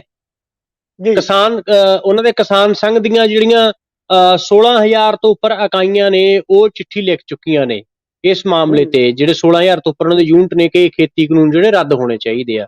ਤੇ ਉਸ ਤੋਂ ਵੱਡੀ ਗੱਲ ਕਿ ਉਹਨਾਂ ਦੇ ਮੇਘਾਲਿਆ ਦੇ ਜਿਹੜੇ ਗਵਰਨਰ ਨੇ ਸਤਪਾਲ ਮਲਿਕ, ਜਿਹੜਾ ਪਰਸੋਂ ਬੋਲੇ ਹੈਗੇ ਆ ਸੀਐਮ ਪਰਸੋਂ ਬਿਆਨ ਆਇਆ, ਹਾਂਜੀ ਪਰਸੋਂ ਬਿਆਨ ਆਇਆ, ਉਹਨਾਂ ਨੇ ਬਿਲਕੁਲ ਜੀ, ਜਿਹੜਾ ਉਹਨਾਂ ਨੇ ਸਾਫ਼ ਕਿਹਾ, ਕੋਈ ਅਸੀਂ ਇਹ ਦਾਅਵਾ ਕਰੀਏ, ਸੰਯੁਕਤ ਕਿਸਾਨ ਮੋਰਚੇ ਦਾ ਕੋਈ ਆਗੂ ਦਾਅਵਾ ਕਰੇ ਤੇ ਸ਼ਾਇਦ ਉਹ ਕੁਝ ਕੁ ਲੋਕਾਂ ਨੂੰ ਮੰਨਣ ਦੇ ਵਿੱਚ ਐ ਹੋ ਸਕਦਾ ਵੀ ਵਧਾ ਚੜਾ ਕੇ ਗੱਲ ਕਰ ਰਹੇ ਹੈਗੇ ਆ। ਉਹਨਾਂ ਨੇ ਖੁਦ ਮੰਨਿਆ, ਸਤਪਾਲ ਮਲਿਕ ਨੇ, ਕਿ ਪੰਜਾਬ 'ਚ ਸਾਡਾ ਕੁਝ ਹੈ ਨਹੀਂ, ਹਰਿਆਣੇ 'ਚ ਅਸੀਂ ਸਰਗਰਮੀ ਨਹੀਂ ਕਰਨ ਜੋਗੇ, ਪੱਛਮੀ ਯੂਪੀ ਦੇ ਕਿਸੇ ਪਿੰਡ 'ਚ ਵੜਨ ਨਹੀਂ ਜੋਗੇ, ਅੱਧੇ ਰਾਜਸਥਾਨ 'ਚ ਸਾਨੂੰ ਕੋਈ ਬੋਲਣ ਨਹੀਂ ਦੇ ਰਿਹਾਗਾ। ਤੇ ਉੱਤੋਂ ਜੇ ਅਸੀਂ ਸਿਰ ਤੋੜਨ ਦੀ ਗੱਲ ਕਰਾਂਗੇ ਕਿਸਾਨਾਂ ਦੀ, ਤਾਂ ਇਹਦਾ ਜਿਹੜੇ ਨਤੀਜੇ ਆ ਉਹ ਬਹੁਤ ਭਿਆਨਕ ਨਿਕਲਣਗੇ। ਇਸ ਕਰਕੇ ਕੋਈ ਵੀ ਸਰਕਾਰ ਕਿਸਾਨਾਂ ਦੇ ਨਾਲ ਪੰਗਾ ਲੈ ਕੇ ਜਿਹੜਾ ਹੈਗਾ ਉਹ ਰਾਜ ਨਹੀਂ ਕਰ ਸਕਦੀ। ਤੋਂ ਇਹ ਤਾਂ ਬੀਜੇਪੀ ਦੇ ਅੰਦਰਲੇ ਜਿਹੜੇ ਉਹਨਾਂ ਦੇ ਲੀਡਰ ਨੇ ਉਹ ਕਹਿ ਰਹੇ ਹੈਗੇ ਨੇ, ਜਿੰਦੋਂ ਸਾਫ਼ ਆ ਕਿ ਬੀਜੇਪੀ ਦੇ ਅੰਦਰ ਵੀ ਜਿਹੜੀਆਂ ਵਿਰੋਧਤਾਈਆਂ ਨੇ ਉਹ ਜਿਹੜੀਆਂ ਵੱਧ ਰਹੀਆਂ ਨੇ, ਆਉਣ ਵਾਲੇ ਦਿਨਾਂ 'ਚ ਹੋਰ ਵੀ ਤਿੱਖੀਆਂ ਉਹ ਹੋ ਸਕਦੀਆਂ। ਤੁਹਾਨੂੰ ਲੱਗਦਾ ਕਿ ਜਿਹੜਾ ਭਾਰਤੀ ਜਨਤਾ ਪਾਰਟੀ ਦੇ ਅੰਦਰੂਨੀ ਜਿਹੜਾ ਗੁੱਟ ਹੈ, ਜਿਹਨੂੰ ਰਾਜਨਾਥ ਦਾ ਗੁੱਟ ਕਹਿੰਦੇ ਆ ਜਾਂ ਰਾਜਨਾਥ ਦਾ ਗੁੱਟ ਕਹਿੰਦੇ, ਉਹ ਪਿਛਲੇ ਸਮੇਂ 'ਚ ਦਬਾ ਕੇ ਰੱਖਿਆ ਹੋਇਆ ਸੀ। ਇਸ ਜਿਹੜੀ ਕੰਟਰਡਿਕਸ਼ਨ ਵੱਧ ਰਹੀ ਹੈ, ਉਹਦੇ ਰਾਜਨਾਥ ਦਾ ਜਿਹੜਾ ਗਰੁੱਪ ਹੋਰ ਹਾਵੀ ਹੋ ਸਕਦਾ? ਜੇ ਹੁੰਦਾ ਤਾਂ ਕਿਸਾਨ ਸੰਘਰਸ਼ ਦੇ ਨਿਪਟਾਰੇ ਵੱਲ ਜਿਹੜਾ ਇੱਕ ਵਧੀਆ ਕਦਮ ਪੁੱਟਿਆ ਜਾ ਸਕਦਾ? ਦੇਖੋ, ਜੇ ਬੀਜੇਪੀ ਦੀ ਅੰਦਰੂਨੀ ਵਿਰੋਧਤਾ ਹੀ ਵੱਧਦੀ ਆ ਤੇ ਉਹ ਕਿਸਾਨ ਸੰਘਰਸ਼ ਦੇ ਪੱਖ ਦੇ ਵਿੱਚ ਤਾਂ ਜਾਵੇਗੀ, ਕਿਉਂਕਿ ਜਦੋਂ ਗੱਲਬਾਤ ਦਾ ਦੌਰ ਚੱਲਿਆ ਤੇ ਇੱਕ ਵਾਰ ਇਹ ਗੱਲ ਆ ਰਹੀ ਸੀ ਕਿ ਰਾਜਨਾਥ ਸਿੰਘ ਹੋਰੀ ਮੀਟਿੰਗ ਦੇ ਵਿੱਚ ਆਉਣਗੇ, ਪਰ ਉਹ ਮੀਟਿੰਗ ਦੇ ਵਿੱਚ ਆਏ ਨਹੀਂ। ਤੋਂ ਜਿੰਨੀ ਸਾਡੇ ਕੋਲ ਇਨਫੋਰਮੇਸ਼ਨ ਆਈ ਕਿ ਉਹਦਾ ਰੀਜ਼ਨ ਇਹ ਸੀਗਾ ਕਿ ਜਿਵੇਂ ਖੇਤੀਬਾੜੀ ਮੰਤਰੀ ਨਰਿੰਦਰ ਸਿੰਘ ਤੋਮਰ ਗੱਲ ਕਰਦੇ ਆ, ਫਿਰ ਘੰਟਾ ਉੱਠ ਕੇ ਚਲੇ ਜਾਂਦੇ, ਚਰਚਾ ਕਰਨ ਜਾਂਦੇ ਆ, ਫਿਰ ਆ ਕੇ ਗੱਲ ਕਰਦੇ ਆ, ਫਿਰ ਚਰਚਾ ਕਰਨ ਚਲੇ ਜਾਂਦੇ ਆ। ਜੋ ਸਾਡੇ ਕੋਲ ਜਾਣਕਾਰੀ ਆਈ ਹੈ, ਰਾਜਨਾਥ ਸਿੰਘ ਨੇ ਕਿਹਾ ਮੈਨੂੰ ਫ੍ਰੀ ਹੈਂਡ ਦਿਓ ਕਿ ਮੈਂ ਮਾਮਲਾ ਨਿਬੇੜ ਕੇ ਆਊਂਗਾ, ਮੈਂ ਤੁਹਾਡੇ ਨਾਲ ਕੋਈ ਚਰਚਾ ਨਹੀਂ ਕਰੂੰਗਾ, ਕਿਉਂਕਿ ਰਾਜਨਾਥ ਸਿੰਘ ਵੀ ਉਹਨਾਂ ਦੇ ਸੀਨੀਅਰ ਲੀਡਰ ਨੇ ਤੇ ਹੋ ਸਕਦਾ ਸ਼ਾਇਦ ਇਸ ਗੱਲ ਤੇ ਗੱਲ ਸਿਰੇ ਨਹੀਂ ਚੜੀ, ਇਸ ਕਰਕੇ ਰਾਜਨਾਥ ਸਿੰਘ ਕਿਸੇ ਬਾਅਦ ਚ ਨੈਗੋਸੀਏਸ਼ਨ ਦਾ ਪਾਰਟ ਜਿਹੜਾ ਉਹ ਨਹੀਂ ਬਣੇਗੇ। ਤੋ ਜੇ ਉਹਨਾਂ ਦੀ ਇੰਟਰਨਲ ਕੰਟਰੈਕਸ਼ਨ ਵੱਧਦੀ ਹੈਗੀ ਆ, ਉਹਦਾ ਹੈਗਾ ਇਸ ਮੋਰਚੇ ਨੂੰ ਯਕੀਨਨ ਤੌਰ ਤੇ ਫਾਇਦਾ ਹੋਊ। ਓਕੇ, ਪੰਜਾਬ ਦੇ ਵਿੱਚ ਜਿਹੜੀ ਭਾਰਤੀ ਜਨਤਾ ਪਾਰਟੀ ਦੇ ਅੰਦਰ ਭੰਨਤੋੜ ਹੋ ਰਹੀ ਹੈ, ਜਿਵੇਂ ਅਨਿਲ ਜੋਸ਼ੀ ਹਰੀ ਬਾਹਰ ਆ ਗਏ ਕਿਸਾਨੀ ਮੁੱਦੇ ਤੇ, ਤੁਸੀਂ ਇਹਨੂੰ ਕਿਵੇਂ ਦੇਖਦੇ ਹੋ? ਦੇਖੋ, ਉਹ ਬੀਜੇਪੀ ਛੱਡ ਕੇ ਅਕਾਲੀ ਦਲ ਦੇ ਵਿੱਚ ਜਿਹੜੇ ਹੈਗੇ ਨੇ ਉਹ ਆ ਗਏ, ਤੋਂ ਲੰਮਾ ਸਮਾਂ ਉਹਨਾਂ ਨੇ ਬੀਜੇਪੀ ਦੇ ਵਿੱਚ ਜਿਹੜਾ ਹੈਗਾ ਸੱਤਾ ਦਾ ਆਨੰਦ ਮਾਣਿਆ। ਹਾਂ, ਦੇਖੋ ਇਹ ਪੰਜਾਬ ਦੇ ਵਿੱਚ ਨਾ ਬਹੁਤ ਸਾਰੇ ਸਿਆਸਤਦਾਨ ਇਸ ਤਰ੍ਹਾਂ ਦੇ ਨੇ, ਉਹ ਆਪਣੀ ਕੁਰਸੀ ਦੇ ਵਾਸਤੇ ਜਾਂ ਉਹਨਾਂ ਨੂੰ ਐ ਲੱਗਦਾ ਵੀ ਅਸੀਂ ਜਿਹੜੀ ਪਾਰਟੀ 'ਚ ਰਹਿੰਦੇ ਆ ਉਹਦਾ ਵਿਰੋਧ ਕਰਕੇ ਸ਼ਾਇਦ ਅਸੀਂ ਹੀਰੋ ਬਣ ਜਾਵਾਂਗੇ। ਨਵਜੋਤ ਸਿੰਘ ਸਿੱਧੂ, ਪ੍ਰਗਟ ਸਿੰਘ, ਇਸ ਤਰ੍ਹਾਂ ਦੀਆਂ ਕਈ ਪੰਜਾਬ ਦੇ ਐਗਜ਼ਾਮਪਲ ਨੇ। ਉਹ ਜਿਹੜੀ ਪਾਰਟੀ 'ਚ ਰਹਿੰਦੇ ਨੇ, ਜਿੱਥੇ ਸੂਟ ਨਾ ਲੱਗੇ ਫਿਰ ਉਹਨੂੰ ਭੰਡ ਕੇ ਤੇ ਫਿਰ ਆਪਣੀ ਕੁਰਸੀ ਨੂੰ ਸਿਕਿਉਰ ਕਰਨ ਵਾਸਤੇ ਜਿਹੜਾ ਹੈਗਾ ਦੂਜੀ ਪਾਰਟੀ ਤੇ ਚਲੇ ਜਾਂਦੇ ਨੇ। ਔਰ ਖੇਤੀ ਕਾਨੂੰਨਾਂ ਤੇ ਤਾਂ ਬੀਜੇਪੀ ਤੇ ਅਕਾਲੀ ਦਲ ਦੀ ਕੋਈ ਨੀਤੀ ਦੇ ਵਿੱਚ ਕੋਈ ਬਾਹਲਾ ਫਰਕ ਨਹੀਂ ਹੈ। ਜੇ ਆਪਾਂ ਮੋਟੇ ਰੂਪ 'ਚ ਸਾਰੀਆਂ ਪਾਰਲੀਮੈਂਟਰੀ ਪਾਰਟੀਆਂ ਦੀ ਗੱਲ ਕਰੀਏ ਤਾਂ ਹੁਣ APMC ਐਕਟ ਨੂੰ ਖਤਮ ਕਰਨ ਦਾ ਗੱਲ ਤਾਂ ਕਾਂਗਰਸ ਆਪਣੇ ਮੈਨੀਫੈਸਟੋ 'ਚ ਕਰਦੀ ਹੈ। APMC ਐਕਟ ਨੂੰ ਖਤਮ ਕਰਨ ਦੀ ਗੱਲ ਤਾਂ ਕੇਜਰੀਵਾਲ ਨੇ ਆਪਣੇ ਮੈਨੀਫੈਸਟੋ 'ਚ ਕੀਤੀ ਆ। ਔਰ ਅਕਾਲੀ ਦਲ ਜਿਹੜਾ ਹੈਗਾ, ਜੇ ਉਹ ਇੰਨਾ ਹੀ ਕਿਸਾਨਾਂ ਦਾ ਧਾਈਸ਼ੀ ਸੀ ਤਾਂ ਜਦੋਂ ਸਵਾਮੀਨਾਥਨ ਕਮਿਸ਼ਨ ਦੀ ਰਿਪੋਰਟ, ਕਮਿਸ਼ਨ ਦੀ ਜਿਹੜੀ C2+50 ਦਾ ਫਾਰਮੂਲਾ ਲਾਗੂ ਕਰਨ ਤੋਂ ਸੁਪਰੀਮ ਕੋਰਟ 'ਚ ਨਾ ਕੀਤੀ ਆ ਬੀਜੇਪੀ ਨੇ, ਤਾਂ ਉਹ ਉਦੋਂ ਬਾਹਰ ਆ ਜਾਂਦੇ ਸੱਤਾ ਤੋਂ, ਜੇ ਵਾਕਈ ਕਿਸਾਨਾਂ ਦੇ ਧਾਈਸ਼ੀ ਸੀ। ਉਹ ਤਾਂ ਹੁਣ ਜਦੋਂ ਮਜਬੂਰੀ ਬਣ ਗਈ ਉਹਨਾਂ ਦੀ, ਤਾਂ ਉਹ ਤਾਂ ਜਿਹੜੇ ਹੈਗੇ ਨੇ ਬਾਹਰ ਆਏ ਆ। ਤੇ ਹੁਣ ਵੀ ਜੋ ਕੁਝ ਸੁਖਬੀਰ ਸਿੰਘ ਬਾਦਲ ਪੰਜਾਬ 'ਚ ਕਰ ਰਹੇ ਹੈਗੇ ਆ, ਉਹ ਕਿਸਾਨ ਅੰਦੋਲਨ ਨੂੰ ਤਾਰਪੀਡੋ ਕਰਨ ਲਈ ਕਰ ਰਹੇ ਆ। ਉਹਨਾਂ ਨੇ 100 ਦਿਨ ਖੇਤੀ ਕਾਨੂੰਨਾਂ ਦੇ ਸੁਖਬੀਰ ਸਿੰਘ ਬਾਦਲ ਹੋਰਾਂ ਦੀ ਗੱਲ ਕਰ ਰਹੇ ਹੋ। ਸੁਖਬੀਰ ਸਿੰਘ ਬਾਦਲ ਨੇ ਥੋੜੇ ਦਿਨ ਦਾ ਬਿਆਨ ਦਿੱਤਾ ਸੀ ਕਿ ਕਿਸਾਨਾਂ ਦੇ ਭੇਸ ਦੇ ਵਿੱਚ ਜਿਹੜੇ ਹੈਗੇ ਆ ਆਮ ਆਦਮੀ ਪਾਰਟੀ ਔਰ ਕਾਂਗਰਸੀ ਅਕਾਲੀ ਦਲ ਦਾ ਵਿਰੋਧ ਕਰ ਰਹੇ ਆ। ਨਹੀਂ, ਕਿਸਾਨਾਂ ਦੇ ਭੇਸ ਦੇ ਵਿੱਚ ਕੋਈ ਆਮ ਆਦਮੀ ਪਾਰਟੀ ਜਾਂ ਕਾਂਗਰਸ ਨਹੀਂ ਹੈ, ਪਰ ਅਕਾਲੀਆਂ ਦੇ ਭੇਸ ਦੇ ਵਿੱਚ ਕਾਰਪੋਰੇਟ ਦੇ ਕਰਿੰਦੇ ਜ਼ਰੂਰ ਹੈਗੇ ਆ, ਜਿਹੜੇ ਟਰਾਂਸਪੋਰਟ ਦੇ ਮਾਲਕ ਨੇ, ਜਿਹੜੇ ਕੇਬਲ ਮਾਫੀਆ ਨੇ, ਜਿਹੜੇ ਹੋਟਲ ਇੰਡਸਟਰੀ ਦੇ ਮਾਲਕ ਨੇ। ਔਰ ਉਹ ਤਤਪਰ ਨੇ ਕਿ ਦੁਬਾਰਾ ਅਸੀਂ ਸੱਤਾ 'ਚ ਆਈਏ ਤੇ ਅਸੀਂ ਆਪਣਾ ਜਿਹੜਾ ਬਿਜ਼ਨਸ ਹੈਗਾ ਵਧਾਈਏ। ਪੰਜਾਬ ਦੇ ਕਿਸਾਨ ਆਪਣੀਆਂ ਜ਼ਮੀਨਾਂ ਬਚਾਉਣ ਲਈ ਲੜ ਰਹੇ ਹੈਗੇ ਤੇ ਆਪਣੇ ਬਿਜ਼ਨਸ ਵਧਾਉਣ ਦੀ ਲੜਾਈ ਲੜ ਰਹੇ ਆ। ਜੇ ਉਹ ਕਿਸਾਨਾਂ ਦੇ ਨਾਲ ਹੁੰਦੇ ਤਾਂ ਉਹਨਾਂ ਨੇ 100 ਦਿਨ ਪੰਜਾਬ 'ਚ ਰੈਲੀਆਂ ਨਹੀਂ ਕੀਤੀਆਂ ਖੇਤੀ ਕਾਨੂੰਨ ਦੇ ਖਿਲਾਫ, ਪਰ 100 ਦਿਨ ਰੈਲੀਆਂ ਕਰ ਰਹੇ ਆਪਣੀ ਕੁਰਸੀ ਦੇ ਵਾਸਤੇ। ਇਸ ਕਰਕੇ ਗੱਲ ਸਾਫ਼ ਆ ਕਿ ਉਹ ਲੋਕਾਂ ਦਾ ਦਿੱਲੀ ਮੋਰਚੇ ਤੋਂ ਧਿਆਨ ਹਟਾਉਣ ਦੇ ਲਈ ਇਨਡਾਇਰੈਕਟਲੀ ਉਹ ਬੀਜੇਪੀ ਦੀ ਮਦਦ ਕਰ ਰਹੇ, ਜਿਸ ਕਰਕੇ ਉਹਨਾਂ ਦਾ ਵਿਰੋਧ ਜਿਹੜਾ ਪੂਰੇ ਪੰਜਾਬ 'ਚ ਉਹ ਹੋ ਰਿਹਾ। ਇੱਕ ਹੋਰ ਟਿੱਪਣੀ, ਕਿ ਤੁਹਾਨੂੰ ਲੱਗਦਾ ਕਿ ਭਵਿੱਖ ਦੇ ਵਿੱਚ ਭਾਜਪਾ ਤੇ ਅਕਾਲੀ ਦਲ ਦੀ ਸਾਂਝ ਪੈ ਸਕਦੀ ਹੈ? ਦੇਖੋ, ਇਹ ਸਾਰੀਆਂ ਕੋਈ ਇਹਨਾਂ ਦੀਆਂ ਕੋਈ ਪ੍ਰਿੰਸੀਪਲ ਨਹੀਂ ਹੈ ਇਹਨਾਂ ਸਾਰੀਆਂ ਪਾਰਟੀਆਂ ਦੇ। ਜੇ BSP ਜਿਹੜੀ ਕਦੀ ਬੀਜੇਪੀ ਨੂੰ ਮਨੂਵਾਦੀ ਕਹਿੰਦੀ ਸੀ, ਉਹਨਾਂ ਦੇ ਨਾਲ ਸਾਂਝ ਪਾ ਸਕਦੀ ਹੈ। ਜੇ BSP ਇਹਨਾਂ ਨੂੰ ਪੇਂਡੂ ਚੌਧਰੀਆਂ ਦੀ ਧਨਾਢਾਂ ਦੀ ਪਾਰਟੀ ਕਹਿੰਦੀ ਸੀ, ਅਕਾਲੀ ਦਲ ਨੂੰ ਵੀ ਦਲਿਤ ਵਿਰੋਧੀ ਕਹਿੰਦੀ ਸੀ, ਇਹਨਾਂ ਦੇ ਨਾਲ ਜਿਹੜੀ ਹੈਗੀ ਆ ਸਾਂਝ ਪਾ ਸਕਦੀ ਆ। ਉਹ ਸਾਰੀਆਂ ਇਹ ਬੜੀਆਂ ਮੌਕਾ ਪ੍ਰਸਤ ਕਿਸਮ ਦੀਆਂ ਪਾਰਟੀਆਂ ਨੇ, ਇਹਨਾਂ ਦਾ ਕੋਈ ਦੀਨਮਾਨ ਨਹੀਂ, ਕੋਈ ਕਿਸੇ ਨਾਲ ਕਿਸੇ ਵੇਲੇ ਵੀ ਜਿਹੜਾ ਹੈਗਾ ਉਹ ਜਾ ਸਕਦਾ। ਕਾਂਗਰਸ ਪਾਰਟੀ ਤੇ ਔਰ ਮੁੱਖ ਮੰਤਰੀ ਕੈਪਟਨ ਅਮਰਿੰਦਰ ਸਿੰਘ ਦਾ ਬੁਲੰਦ ਦਾਅਵਾ ਹੈ ਕਿ ਉਹ ਕਿਸਾਨ ਪੱਖੀ ਨੇ, ਕਿਸਾਨ ਸੰਘਰਸ਼ ਨੂੰ ਹਰ ਤਰ੍ਹਾਂ ਸਪੋਰਟ ਕਰਦੇ ਨੇ, ਔਰ ਉਹਨਾਂ ਨੇ ਕਿਸਾਨਾਂ ਦੇ ਕਹਿਣ ਦੇ ਉੱਤੇ ਵਿਧਾਨ ਸਭਾ ਦਾ ਸੈਸ਼ਨ ਬਣਾ ਕੇ ਜਿਹੜੇ 3 ਖੇਤੀ ਕਾਨੂੰਨ ਨੇ ਉਹ ਤਾਂ ਕਹਿੰਦੇ ਰੱਦ ਕੀਤੇ, ਪਰ ਅਸਲ ਦੇ ਵਿੱਚ ਸੋਧ ਕੀਤੀ। ਤੁਸੀਂ ਇਹਨੂੰ ਕਿਵੇਂ ਮੰਨਦੇ ਹੋ? ਤੁਹਾਡਾ ਇਹਦੇ ਬਾਰੇ ਕੀ ਕਹਿਣਾ? ਦੇਖੋ, ਇੱਥੇ ਮੈਂ 3 ਗੱਲਾਂ ਮਚਾਕੀ ਜੀ ਕਹਿਣੀਆਂ ਚਾਹੂੰਗਾ। ਪਹਿਲਾਂ ਤਾਂ ਉਹਨਾਂ ਨੇ ਗੁਰਬਾਣੀ ਦੀ ਸਹੁੰ ਗਾ ਕੇ ਕਿਹਾ ਵੀ ਕਿਸਾਨਾਂ ਦੇ ਸਮੁੱਚੇ ਕਰਜ਼ੇ ਨੂੰ ਮਾਫ ਕਰਾਂਗੇ, ਆੜਤੀਆਂ ਦਾ, ਬੈਂਕਾਂ ਦਾ, ਸੁਸਾਇਟੀਆਂ ਦਾ। ਉਹ ਗੱਲ ਝੂਠ ਨਿਕਲੀ। ਕੋਈ ਕਿਸਾਨ ਦਾ ਕਰਜ਼ਾ ਜਿਹੜਾ ਨਹੀਂ ਮਾਫ ਕੀਤਾ ਗਾ। 7000 ਕਰੋੜ ਦੇ ਕਰੀਬ ਕਰਜ਼ਾ ਮਾਫ ਕੀਤਾ ਤੇ 10000 ਕਰੋੜ ਕਰਜ਼ਾ ਜਿਹੜਾ ਹੋਰ ਵੱਧ ਚੁੱਕਾ। ਜਿਨ੍ਹਾਂ ਨੇ ਮਾਫ ਕੀਤਾ ਪੰਜਾਬ ਦੀ ਕਿਸਾਨੀ ਦਾ ਟੋਟਲ ਕਰਜ਼ਾ ਵਿਆਜ ਲੱਗ ਕੇ ਜਾਂ ਹੋਰ ਚੜ ਕੇ ਉਸ ਤੋਂ ਵੱਧ ਜਿਹੜਾ ਉਹ ਵੱਧ ਚੁੱਕਾ। ਉਹ ਤਾਂ ਊਠ ਤੋਂ ਛਾਨੀ ਲਾਉਣ ਵਾਲਾ ਕੰਮ ਹੋਇਆ। ਜਿੱਥੋਂ ਤੱਕ ਮਤੇ ਵਾਲੀ ਗੱਲ ਹੈਗੀ ਆ, ਮਤਾ ਉਹਨਾਂ ਨੇ ਸੋਧਾਂ ਦਾ ਪਾਇਆ, ਤਿੰਨੋਂ ਖੇਤੀ ਕਾਨੂੰਨ ਰੱਦ ਕਰਨ ਦਾ ਮਤਾ ਜਿਹੜਾ ਹੈਗਾ ਉਹ ਨਹੀਂ ਪਾਇਆ। ਤੀਸਰੀ ਗੱਲ, ਕਿ ਜਿਵੇਂ ਕਰਨਾਲ 'ਚ ਹੋਇਆ ਉਹੀ ਕੁਛ ਮੋਗੇ ਦੇ ਵਿੱਚ ਕੀਤਾ ਗਿਆ। ਕਿਸਾਨਾਂ ਦੇ ਸਿਰ ਪਾੜੇ ਗਏ ਹੈਗੇ ਆ, ਲੱਤਾਂ ਬਾਹਾਂ ਤੋੜੀਆਂ ਗਈਆਂ, ਬਹੁਤ ਬਰੂਟਲ ਕਿਸਮ ਦੇ ਨਾਲ ਲਾਠੀਚਾਰਜ ਹੋਇਆ। ਉਹ ਸਾਰੇ ਲੋਕਾਂ ਨੇ ਜਿਹੜਾ ਮੀਡੀਆ ਦੇ ਵਿੱਚ ਜਿਹੜਾ ਹੈਗਾ ਉਹ ਦੇਖ ਲਿਆ। ਤੋ ਕਿਸੇ ਵੀ ਤਰੀਕੇ ਦੇ ਨਾਲ ਸਰਕਾਰ ਦਾ ਉਹਨਾਂ ਦੇ ਨਾਲੋਂ ਫਰਕ ਨਹੀਂ ਗਾ।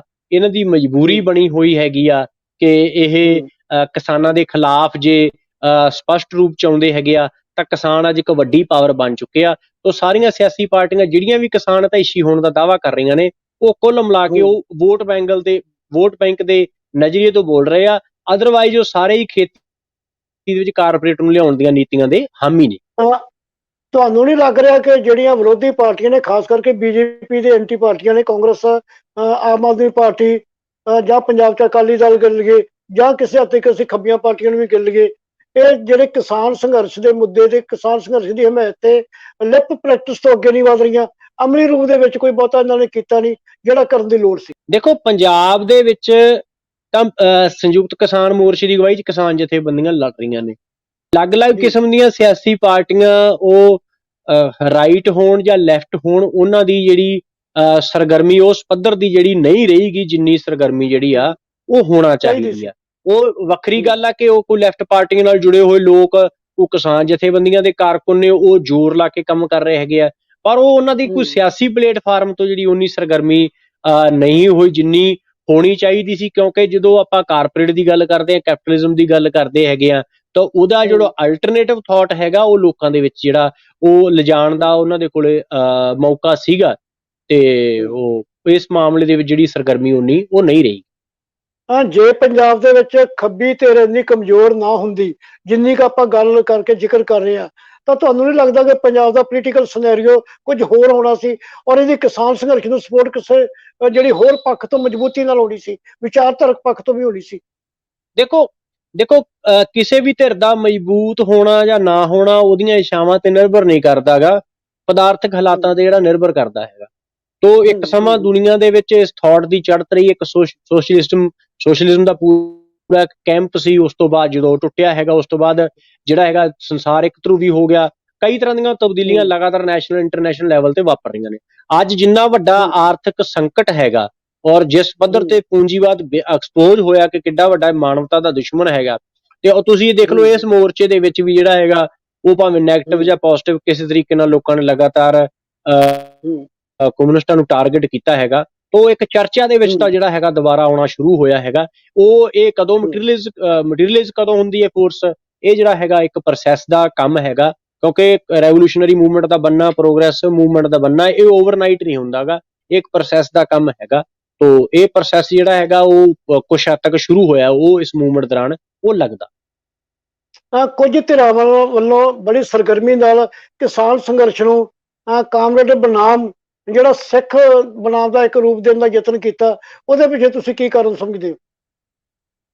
ਦੇਖੋ, ਸਾਰੇ ਬੀਜੇਪੀ ਦੇ ਆਈਟੀ ਸੈੱਲ ਜਾਂ ਏਜੰਸੀਆਂ ਦਾ ਕੰਮ ਆ, ਕਿਉਂਕਿ ਕਾਮਰੇਡ ਹੋਣ ਤੇ ਸਿੱਖ ਹੋਣ ਦੇ ਵਿੱਚ ਕੋਈ ਜ਼ਿਆਦਾ ਅੰਤਰ ਨਹੀਂ ਹੈ। ਦੋਨੋਂ ਹੀ ਜ਼ੁਲਮ ਦੇ ਖਿਲਾਫ ਲੜਨ ਵਾਲੀਆਂ ਵਿਚਾਰਧਾਰਾਵਾਂ ਨੇ, ਦੋਨੋਂ ਹੀ ਮਿਹਨਤਕਸ਼ ਲੋਕਾਂ ਦੇ ਪੱਖ 'ਚ ਖੜਨ ਵਾਲੀਆਂ ਵਿਚਾਰਧਾਰਾਵਾਂ ਨੇ। ਇਹਨਾਂ ਦੋਨਾਂ ਨੂੰ ਆਪਸ ਦੇ ਵਿੱਚ ਖੜਾ ਕਰਕੇ ਇਸ ਮੋਰਚੇ ਨੂੰ ਨੁਕਸਾਨ ਪਹੁੰਚਾਉਣ ਦੀ ਜਿਹੜੇ ਲੋਕ ਤਾਕਤ ਸੀ, ਇਹ ਸਾਰਾ ਨੈਰੇਟਿਵ ਉਹਨਾਂ ਨੇ ਖੜਾ ਕੀਤਾ ਗਿਆ। ਸਿੱਖ ਤੇ ਕਾਮਰੇਡ ਇੱਕ ਦੂਜੇ ਦੇ ਵਿਰੋਧੀ ਸ਼ਬਦ ਨਹੀਂ ਹੈਗੇ, ਇੱਕ ਦੂਜੇ ਦੇ ਇੱਕ ਤਰੀਕੇ ਨਾਲ ਉਹ ਪੂਰਕ ਨੇ। ਇੱਕ ਦੂਜੇ ਦੇ ਪੂਰਕ ਲੱਗਦੇ, ਠੀਕ ਹੈ। ਅੱਛਾ, ਤੁਸੀਂ ਇਸ ਕਰਕੇ ਇੱਕ ਛੋਟੀ ਜਿਹੀ ਟਿੱਪਣੀ, ਰੁਲਦੂ ਸਿੰਘ ਮਾਨਸਾ ਨੂੰ ਪੁਲਿਸ ਪ੍ਰੋਟੈਕਸ਼ਨ ਮਿਲੀ ਹੈ, ਕਈ ਸੋਸ਼ਲ ਮੀਡੀਆ ਤੇ ਇਹਦੀ ਵੀ ਆਲੋਚਨਾ ਕੀਤੀ ਜਾ ਰਹੀ ਹੈ, ਤੁਸੀਂ ਕਿਵੇਂ ਸਮਝਦੇ ਹੋ? ਮੈਨੂੰ ਲੱਗਦਾ ਜਿਹੜੇ ਲੋਕਾਂ ਲਈ ਲੜਨ ਵਾਲੇ ਲੋਕ ਹੁੰਦੇ ਆ, ਉਹਨਾਂ ਵਾਸਤੇ ਲੋਕ ਹੀ ਜੰਗਲ ਹੁੰਦੇ ਆ, ਲੋਕ ਹੀ ਉਹਨਾਂ ਦੀ ਹਿਫਾਜ਼ਤ ਲਈ ਖੜਦੇ ਹੈਗੇ ਆ। ਇਸ ਤਰ੍ਹਾਂ ਦੀਆਂ ਚੀਜ਼ਾਂ ਤੋਂ ਜਿਹੜਾ ਸਾਨੂੰ ਬਚਣਾ ਚਾਹੀਦਾ ਸੀਗਾ। ਬਾਕੀ ਉਹਨਾਂ ਦੇ ਜਥੇਬੰਦੀ ਦਾ ਫੈਸਲਾ ਨਿੱਜੀ, ਅਸੀਂ ਹੁਣ ਜੇ ਇਸ ਗੱਲ ਦੇ ਨਾਲ ਸਾਨੂੰ ਇਹ ਠੀਕ ਨਹੀਂ ਲੱਗਾ, ਅਸੀਂ ਇਸ ਗੱਲ ਨਾਲ ਸਹਿਮਤ ਨਹੀਂ ਹੈਗੇ, ਉਹਨਾਂ ਨੂੰ ਗਨਮੈਨ ਲੈਣ ਤੋਂ ਜਿਹੜਾ ਅਵੋਇਡ ਕਰਨਾ ਚਾਹੀਦਾ। ਨਹੀਂ, ਤੁਹਾਨੂੰ ਨਹੀਂ ਲੱਗਦਾ ਕਿ ਉਹਨਾਂ ਦੀ ਜਿਹੜੀ ਜਥੇਬੰਦੀ ਆ ਉਹ ਹੀ ਪ੍ਰੋਟੈਕਸ਼ਨ ਮੁਹੱਈਆ ਕਰਾਉਂਦੀ ਜੇ ਸਟੇਟ ਤੋਂ ਪੁਲਿਸਮੈਨ ਲੈਣ ਦੀ ਬਜਾਏ? ਬਿਲਕੁਲ ਜੀ, ਜੇ ਆਪਾਂ ਲੋਕਾਂ ਲਈ ਲੜਦੇ ਹਾਂ, ਜੇ ਅਸੀਂ ਸੰਗਠਨ ਲੋਕਾਂ ਲਈ ਲੜਦੇ ਹੈਗੇ, ਸਾਡੀ ਸੰਗਠਨ ਦੀ ਜ਼ਿੰਮੇਵਾਰੀ ਆ ਜਿਹੜੇ ਲੋਕਾਂ ਦੇ ਖਿਲਾਫ ਅਸੀਂ ਲੜਾਈ ਲੜ ਰਹੇ ਹੈਗੇ ਆ, ਦੇ ਖਿਲਾਫ ਲੜਾਈ ਲੜ ਰਹੇ ਹੈਗੇ ਆ, ਉਹਨਾਂ ਤੋਂ ਹੀ ਪ੍ਰੋਟੈਕਸ਼ਨ ਲੈਂਦੇ ਹੈਗੇ ਆ। ਤੋ ਇਹ ਗੱਲ ਕਿਸੇ ਤਰੀਕੇ ਨਾਲ ਵਾਜਬ ਲੱਗਦੀ ਨਹੀਂ। ਅੱਛਾ, ਇੱਕ ਸਵਾਲ ਹੋਰ। ਪੰਜਾਬ ਦੇ ਵਿੱਚ ਚੋਣਾਂ ਤੋਂ ਪਹਿਲਾਂ ਚੋਣ ਸਰਗਰਮੀਆਂ ਹੋਣੀਆਂ ਇੱਕ ਜ਼ਰੂਰੀ ਪ੍ਰੋਸੈਸ ਸਮਝਿਆ ਜਾਂਦਾ ਡੈਮੋਕ੍ਰੇਸੀ ਦਾ, ਪਰ ਤੁਹਾਨੂੰ ਨਹੀਂ ਲੱਗਦਾ ਜੇ ਪੰਜਾਬ ਦੇ ਵਿੱਚ ਜਿਹੜੀਆਂ ਇਲੈਕਸ਼ਨ ਐਕਟੀਵਿਟੀਆਂ ਨੇ ਉਹ ਸਮੇਂ ਤੋਂ ਕਾਫੀ ਪਹਿਲਾਂ ਸ਼ੁਰੂ ਹੋ ਗਈਆਂ ਨੇ? ਮੈਨੂੰ ਲੱਗ ਰਿਹਾ ਕਿ ਕਿਤੇ ਨਾ ਕਿਤੇ ਇਹ ਕਿਸਾਨ ਸੰਘਰਸ਼ ਦਾ ਨੂੰ ਵੀ ਕਿਤੇ ਨਾ ਕਿਤੇ ਢਾਹ ਲਾਉਣ ਦਾ ਕਾਰਨ ਬਣ ਗਿਆ ਸੋਸ਼ਲ ਮੀਡੀਆ ਤੇ, ਔਰ ਬਹੁਤ ਸਾਰੇ ਵਿਚਾਰਵਾਨਾਂ ਦਾ ਇਹ ਵਿਚਾਰ ਹੈ। ਤੁਹਾਡਾ ਇਹਦੇ ਬਾਰੇ ਕੀ ਨਜ਼ਰੀਆ? ਨਹੀਂ, ਇਹ ਢਾਹ ਲਾਉਣ ਦਾ ਕਾਰਨ ਨਹੀਂ ਬਣਨਗੇ, ਢਾਹ ਲਾਉਣ ਵਾਸਤੇ ਹੀ ਕੀਤੀਆਂ ਜਾ ਰਹੀਆਂ, ਕਿਉਂਕਿ ਅੱਜ ਸਿਆਸੀ ਪਾਰਟੀਆਂ ਪੰਜਾਬ ਦੀਆਂ ਬਖਲਾਈਆਂ ਹੋਈਆਂ ਨੇ। ਉਹਨਾਂ ਨੂੰ ਲੱਗਦਾ ਕਿ ਜੇ ਦਿੱਲੀ ਮੋਰਚੇ ਤੋਂ ਲੋਕ ਜਿੱਤ ਕੇ ਆਏ ਤਾਂ ਉਹਨਾਂ ਦੀ ਪੰਜਾਬ ਦੇ ਵਿੱਚ ਜਿਹੜੀ ਪੁੱਛ ਪ੍ਰਤੀਤ ਆ ਉਹ ਨਹੀਂ ਰਹਿਣੀਗੀ। ਜਿਹੜੇ ਅੱਗੇ ਛੋਟੇ-ਮੋਟੇ ਲੋਕ ਥਾਣਿਆਂ ਦੇ ਵਿੱਚ ਮਾਲ ਮਹਿਕਮੇ 'ਚ ਕੰਮ ਕਰਾਉਣ ਵਾਸਤੇ ਹਲਕਾ ਇੰਚਾਰਜਾਂ ਜਾਂ ਐਮਐਲਏ ਦੇ ਘਰਾਂ ਅੱਗੇ ਖੜੇ ਰਹਿੰਦੇ ਸੀ 2-2 ਦਿਨ, ਅੱਜ ਉਹੀ ਕੰਮ ਕਿਸਾਨ ਜਥੇਬੰਦੀ ਦੇ ਬੰਦੇ ਨਾਲ ਜਾਂਦੇ ਆ, ਬਿਨਾਂ ਪੈਸਾ ਦਿੱਤੇ ਉਹਨਾਂ ਦੇ ਕੰਮ ਜਿਹੜੇ ਫੌਰੀ ਹੈਗੇ ਉਹ ਹੋ ਰਹੇ ਹੈਗੇ ਆ। ਅਦਰਵਾਈਜ਼ ਤਾਂ ਇਹ ਸਿਆਸੀ ਪਾਰਟੀਆਂ ਨੇ ਨਾ ਕਿਸੇ ਨੂੰ ਨੌਕਰੀ ਦੇਣੀ ਹੈ, ਨਾ ਸਿਹਤ ਦੇਣੀ, ਨਾ ਸਿੱਖਿਆ ਦੇਣੀ ਆ, ਸਭ ਕੁਝ ਤਾਂ ਨਿੱਜੀ ਹੱਥਾਂ 'ਚ ਦੇ ਦਿੱਤਾ ਗਿਆ। ਤੋ ਇਹ ਐਕਸਪੋਜ਼ ਹੋ ਰਹੇ ਆ ਲੋਕਾਂ ਦੇ ਸਾਹਮਣੇ, ਇਸ ਕਰਕੇ ਆਪਣੀ ਪੈਠ ਬਣਾਉਣ ਦੇ ਲਈ ਕਿ ਇਹਨਾਂ ਦਾ ਜਿਹੜਾ ਤੋਰੀ ਫੁਲਕਾ ਚੱਲਦਾ ਰਵੇ, ਇਹਨਾਂ ਦੀ ਜਿਹੜੀ ਚੌਧਰ ਬਣੀ ਰਵੇ, ਉਸ ਵਾਸਤੇ ਇਹ ਸਮਝਦੇ ਕਿ ਇਹ ਤਾਂ ਬਣੀ ਰਹੂਗੀ ਜੇ ਦਿੱਲੀ ਮੋਰਚਾ ਕਿਸੇ ਤਰੀਕੇ ਨਾਲ ਕਮਜ਼ੋਰ ਹੋਊਗਾ ਤੇ ਕਿਸਾਨ ਜਿਹੜੇ ਹਾਰਨਗੇ। ਇਸ ਵਾਸਤੇ ਕਿਸਾਨ ਮੋਰਚੇ ਨੂੰ ਕਮਜ਼ੋਰ ਕਰਨ ਵਾਸਤੇ, ਉਧਰੋਂ ਧਿਆਨ ਹਟਾਉਣ ਵਾਸਤੇ ਇਹ ਸਿਆਸੀ ਸਰਗਰਮੀ ਜਿਹੜੀ ਆ ਸਮੇਂ ਤੋਂ ਪਹਿਲਾਂ ਜਿਹੜੀ ਵਿੱਢ ਦਿੱਤੀ ਗਈ ਆ। ਚੋਣਾਂ ਤੋਂ 2 ਮਹੀਨੇ ਪਹਿਲਾਂ 3 ਮਹੀਨੇ ਸਰਗਰਮੀ ਹੁੰਦੀ ਆ, ਇਹਨਾਂ ਨੇ 8-9 ਮਹੀਨੇ ਪਹਿਲਾਂ ਸਰਗਰਮੀ ਜਿਹੜੀ ਸ਼ੁਰੂ ਕਰਕੇ ਮੋਰਚੇ ਨੂੰ ਕਮਜ਼ੋਰ ਕਰਨ ਦੇ ਵਾਲੇ ਪਾਸੇ ਜਿਹੜੀਆਂ ਸਿਆਸੀ ਪਾਰਟੀਆਂ ਨੇ ਇਹ ਤੁਰ ਰਹੀਆਂ। ਰਜਿੰਦਰ ਜੀ, ਮੈਂ ਕਿਤੇ ਪੜ੍ਹਿਆ ਸੀਗਾ ਕਿਸੇ ਜਥੇਬੰਦੀ ਦਾ ਬਿਆਨ ਸੀ, ਕਿਸਾਨ ਜਥੇਬੰਦੀ ਦਾ, ਕਿ ਜਿੰਨਾ ਚਿਰ ਕਿਸਾਨ ਸੰਘਰਸ਼ ਕਿਸੇ ਹੰਨੇ ਬੰਦੇ ਨਹੀਂ ਲੱਗਦਾ ਉਹਨਾਂ ਚਿਰ ਪੰਜਾਬ ਦੇ ਵਿੱਚ ਚੋਣਾਂ ਨਹੀਂ ਹੋਣੀਆਂ ਚਾਹੀਦੀਆਂ। ਤੁਹਾਡਾ ਇਹਦੇ ਬਾਰੇ ਕੀ ਕਹਿਣਾ? ਦੇਖੋ, ਇਹ ਕਿਰਤੀ ਕਿਸਾਨ ਯੂਨੀਅਨ ਦੀ ਸਮਝੀ ਆ। ਕਿਰਤੀ ਕਿਸਾਨ ਯੂਨੀਅਨ ਨੇ ਇਹੀ ਨਾਰਾ ਦਿੱਤਾ ਜਦ ਤੱਕ ਦਿੱਲੀ ਮੋਰਚਾ ਤਦ ਤੱਕ ਚੋਣਾਂ ਨਹੀਂ। ਅਸੀਂ ਸਮਝਦੇ ਕਿ ਚੋਣਾਂ ਜਿਹੜੀਆਂ ਪੰਜਾਬ ਦੇ ਮੋਰਚੇ ਦਾ ਨੁਕਸਾਨ ਕਰਨਗੀਆਂ। ਅੱਜ ਜੇ ਕਿਸੇ ਪਿੰਡ ਚੋਂ 100 ਕਿਸਾਨ ਜਾ ਰਿਹਾ ਹੈਗਾ ਤੇ ਜੇ ਚੋਣਾਂ ਦਾ ਮਾਹੌਲ ਬਣਦਾ 25 ਅਕਾਲੀ ਬਣ ਜਾਣੇ, 25 ਕਾਂਗਰਸੀ, 25 ਆਪ ਵਾਲੇ, 25 ਕੋਈ ਹੋਰ, ਤਾਂ ਉਹ ਕਿਸਾਨਾਂ ਨੇ ਧੜਿਆਂ 'ਚ ਵੰਡੇ ਜਾਣਾ ਔਰ ਅਸੀਂ ਇੱਕ ਇਤਿਹਾਸਕ ਲੜਾਈ ਜਿਹੜੀ ਹੈਗੀ ਆ ਉਹਦਾ ਨੁਕਸਾਨ ਕਰ ਬੈਠਾ। ਮੈਂ ਰਜਿੰਦਰ ਜੀ ਤੁਹਾਡੇ ਤੋਂ ਇਸ ਗੱਲ ਤੋਂ ਅੱਗੇ ਹੋਰ ਸਪਸ਼ਟੀਕਰਨ ਚਾਹਾਂਗਾ, ਕਿਉਂਕਿ ਜੇ ਕਿਸਾਨ ਸੰਘਰਸ਼ ਬੜਾ ਲੰਬਾ ਸੰਘਰਸ਼ ਹੈ, ਯਕੀਨਨ ਨਹੀਂ ਉਹ ਫਰਵਰੀ ਤੱਕ ਕਿਸੇ ਹੰਨੇ ਬੰਨੇ ਲੱਗੇ। ਤੁਹਾਡੇ ਕਹਿਣ ਮੁਤਾਬਕ ਜਿੰਨਾ ਚਿਰ ਚੋਣਾਂ ਨਹੀਂ, ਜਿੰਨੇ ਚਿਰ ਕਿਸਾਨ ਸੰਘਰਸ਼ ਨੇਪਰੇ ਨਹੀਂ ਚੜਦਾ ਉਹਨਾਂ ਚਿਰ ਚੋਣਾਂ ਨਹੀਂ ਹੋਣੀਆਂ ਚਾਹੀਦੀਆਂ। ਪਰ ਇਹਦੇ ਦਰਮਿਆਨ ਖਦਸ਼ਾ ਇਹ ਵੀ ਪਾਇਆ ਜਾਂਦਾ, ਭਾਰਤੀ ਜਨਤਾ ਪਾਰਟੀ ਦੇ ਅਟਰਨਲ ਜਿਹੜੇ ਆਈਟੀ ਸੈੱਲ ਜਾਂ ਹੋਰ ਜਿਹੜੇ ਅਟਰਨਲ ਉਹਨਾਂ ਦੇ ਕੰਮ ਕਰਨ ਵਾਲੇ ਨੇ, ਉਹ ਲਗਾਤਾਰ ਪੰਜਾਬ ਦੇ ਵਿੱਚ ਇਹੋ ਜਿਹਾ ਨਰੇਟਿਵ ਕ੍ਰੀਏਟ ਕਰ ਰਹੇ ਨੇ ਕਿ ਅਮਨ ਕਾਨੂੰਨ ਦੀ ਸਮੱਸਿਆ ਜਾਂ ਹੋਰ ਇਹੋ ਜਿਹਾ ਕੁਝ ਬਣਾ ਕੇ ਕਿ ਪੰਜਾਬ ਦੇ ਵਿੱਚ ਤਾਂ ਚੋਣਾਂ ਸੰਭਵ ਹੀ ਨਹੀਂ। ਔਰ ਜੇ ਚੋਣਾਂ ਨਹੀਂ ਹੁੰਦੀਆਂ ਫਰਵਰੀ ਤੱਕ ਤਾਂ 2 ਆਪਸ਼ਨਾਂ ਬਚਦੀਆਂ। ਇੱਕ ਤਾਂ ਪੰਜਾਬ ਦੇ ਵਿੱਚ ਚੱਲਦੀ ਸਰਕਾਰ ਨੂੰ ਕੇਅਰ ਟੇਕਰ ਸਰਕਾਰ ਵਜੋਂ ਚੱਲਦਾ ਰਹਿਣ ਦਿੱਤਾ ਜਾਵੇ, ਜਾਂ ਪੰਜਾਬ ਦੇ ਵਿੱਚ ਗਵਰਨਰੀ ਰਾਜ ਕਰ ਦਿੱਤਾ ਜਾਵੇ। ਤੁਹਾਨੂੰ ਇਹ ਸ਼ੰਕਾ ਠੀਕ ਲੱਗਦਾ? ਜਾਂ ਜੇ ਗਵਰਨਰੀ ਰਾਜ ਪੰਜਾਬ ਦੇਖੋ ਜਿਹੜਾ ਜਵਾਬ ਦਿਓ, ਤੁਸੀਂ ਜਵਾਬ ਦੇ ਰਹੇ। ਹਾਂਜੀ, ਜਿੱਥੋਂ ਤੱਕ ਗਵਰਨਰੀ ਰਾਜ ਦਾ ਕਹੂਆ ਖੜਾ ਕੀਤਾ ਜਾ ਰਿਹਾ, ਤੋਂ ਜਿਹੜੀਆਂ ਇਹ ਸਰਕਾਰਾਂ ਨੇ, ਪਹਿਲੀ ਤਾਂ ਗੱਲ ਪਾਲਿਸੀ ਵਾਲੇ ਮਾਮਲੇ ਤੇ ਪੰਜਾਬ 'ਚ ਜਿੰਨੀਆਂ ਧਿਰਾਂ ਚੋਣ ਲੜ ਰਹੀਆਂ ਨੇ ਸਾਰੀਆਂ ਇੱਕੋ ਜਿਹੀਆਂ ਨੇ। ਕਾਂਗਰਸ ਦੁਬਾਰਾ ਆ ਜੇ ਤਾਂ ਵੀ ਲੋਕਾਂ ਨੂੰ ਕੋਈ ਫਰਕ ਨਹੀਂ ਪੈਣਾ, ਅਕਾਲੀ ਆ ਜਾਣ ਤਾਂ ਵੀ ਫਰਕ ਨਹੀਂ ਪੈਣਾ, ਝਾੜੂ ਵਾਲੇ ਆ ਜਾਣ ਤਾਂ ਵੀ ਫਰਕ ਨਹੀਂ ਪੈਣਾ, ਕਿਉਂਕਿ ਕਾਰਪੋਰੇਟ ਪੱਖੀ ਇਹ ਸਾਰੀਆਂ ਪਾਰਟੀਆਂ ਨਿੱਜੀਕਰਨ ਦੀਆਂ ਨੀਤੀਆਂ ਦੇ ਸਾਰੇ ਜਿਹੜੇ ਆ ਇਹ ਹਮਾਇਤੀ ਹੈਗੇ। ਪਹਿਲੀ ਗੱਲ।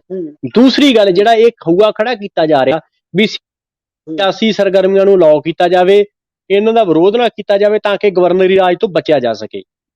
ਜਿਹੜੀ ਇਸ ਮੁਲਕ ਦਾ ਸਟੇਟ ਹੈਗੀ ਆ ਉਹਨੂੰ ਲੋਕਾਂ ਦੇ ਹੱਕ ਕੁਚਲਣ ਵਾਸਤੇ ਗਵਰਨਰੀ ਰਾਜ ਦੀ ਜ਼ਰੂਰਤ ਨਹੀਂ ਹੈ। ਚੁਣੀਆਂ ਹੋਈਆਂ ਸਰਕਾਰਾਂ ਨੇ ਪੂਰੀ ਦੁਨੀਆ 'ਚ ਲੋਕਡਾਊਨ ਲਾ ਕੇ ਲੋਕਾਂ ਨੂੰ ਘਰਾਂ 'ਚ ਤਾੜ ਕੇ ਸਭ ਕੁਝ ਕੀਤਾ। ਉਹ ਲੋਕਡਾਊਨ ਕੀ ਸੀਗਾ? ਉਹ ਲੋਕਡਾਊਨ ਕੀ ਸੀ? ਲੋਕਾਂ ਨੂੰ ਘਰਾਂ 'ਚ ਤਾੜਤਾ, ਠੀਕ ਆ। UAPA, ਟਾਡਾ, ਮਤਲਬ ਪੋਟਾ, ਕਿੰਨੇ ਖਤਰਨਾਕ ਕਾਨੂੰਨ ਚੁਣੀਆਂ ਹੋਈਆਂ ਸਰਕਾਰਾਂ ਜਿਹੜੀਆਂ ਨੇ ਉਹ ਲੈ ਕੇ ਆਈਆਂ ਨੇ, ਤੇ ਜਿਨ੍ਹਾਂ ਨੂੰ ਇਹ ਖਦਸ਼ਾ ਲੱਗਦਾ ਕਿ ਪੰਜਾਬ ਇਨਡਾਇਰੈਕਟਲੀ ਬੀਜੇਪੀ ਦੇ ਅੰਡਰ ਆ ਜਾਊਗਾ ਤਾਂ ਹਰਿਆਣੇ 'ਚ ਵੀ ਬੀਜੇਪੀ ਦੇ ਅੰਡਰ, ਹਰਿਆਣਾ ਵੀ ਬੀਜੇਪੀ ਦੇ ਅੰਡਰ ਆ, ਯੂਪੀ ਵੀ ਬੀਜੇਪੀ ਦੇ ਅੰਡਰ ਹੈਗਾ। ਏਦਾਂ ਕਰਕੇ ਵੀ ਉਹ ਕਿਸਾਨ ਅੰਦੋਲਨ ਦਬਾ ਲੈਣਗੇ, ਜਾਂ ਤਾਂ ਉਹ ਪੰਜਾਬੀਆਂ ਦੀ ਲੜਨ ਦੀ ਸਮਰੱਥਾ ਤੇ ਸ਼ੱਕ ਕਰਦੇ ਆ, ਤੇ ਜਾਂ ਉਹ ਸਿਆਸੀ ਪਾਰਟੀਆਂ ਦੀ ਉਹਨਾਂ ਨੂੰ ਫਿਕਰ ਜਿਹੜੀ ਆ ਲੋੜ ਤੋਂ ਜ਼ਿਆਦਾ ਹੋ ਰਹੀ ਹੈ। ਲਾਸਟ ਕੁਐਸਚਨ, ਬਲਵੀਰ ਸਿੰਘ ਰਾਜੇਵਾਲਾ ਦਾ ਕੱਲ ਬਿਆਨ ਆਇਆ ਸੀ ਕਿ ਪੰਜਾਬ ਦੇ ਵਿੱਚ ਭਾਰਤੀ ਜਨਤਾ ਪਾਰਟੀ ਦੀਆਂ ਸਰਗਰਮੀਆਂ ਦੇ ਉੱਤੇ ਰੋਕ ਲਾਓ, ਭਾਰਤੀ ਜਨਤਾ ਪਾਰਟੀ ਦੇ ਸਰਗਰਮੀਆਂ ਦੇ ਉੱਤੇ ਵਿਰੋਧ ਕਰੋ, ਪਰ ਬਾਕੀ ਰਾਜਨੀਤਿਕ ਪਾਰਟੀਆਂ ਨੂੰ ਦਾ ਵਿਰੋਧ ਨਾ ਕਰੋ, ਸਗੋਂ ਉਹਨਾਂ ਦੇ ਸਵਾਲ ਪੁੱਛੋ ਤੇ ਸਵਾਲ ਵੀ ਸੋਬਰ ਢੰਗ ਨਾਲ ਪੁੱਛੋ। ਸਵਾਲਾਂ ਦੇ ਜਵਾਬ ਸੁਖਬੀਰ ਬਾਦਲ ਨੂੰ ਕਿਤੇ ਵੀ ਸਵਾਲਾਂ ਦੇ ਜਵਾਬ ਨਹੀਂ ਦੇ ਰਿਹਾਗਾ। ਅਸੀਂ ਸੁਖਬੀਰ ਬਾਦਲ ਨੂੰ ਚੁਣੌਤੀ ਦਿੰਨੇ ਵੀ ਕਿਤੇ ਵੀ ਆ ਜੇ ਮੀਡੀਆ ਸਾਹਮਣੇ ਓਪਨਲੀ ਡਿਬੇਟ ਕਰੇ ਸਾਡੇ ਨਾਲ। ਉਹ ਸਵਾਲਾਂ ਦੇ ਜਵਾਬ ਜਦੋਂ ਨਹੀਂ ਦੇ ਰਿਹਾ ਤੇ ਲੋਕ ਉਹਦਾ ਵਿਰੋਧ ਕਰ ਰਹੇ ਹੈਗੇ। ਕਿਉਂਕਿ ਤੁਸੀਂ ਬੜੇ ਰੁਝੇਵੇਂ ਚ ਤੁਸੀਂ ਸਮਾਂ ਕੱਢਿਆ ਸਾਡੇ ਲਈ, ਤੁਹਾਡਾ ਧੰਨਵਾਦ।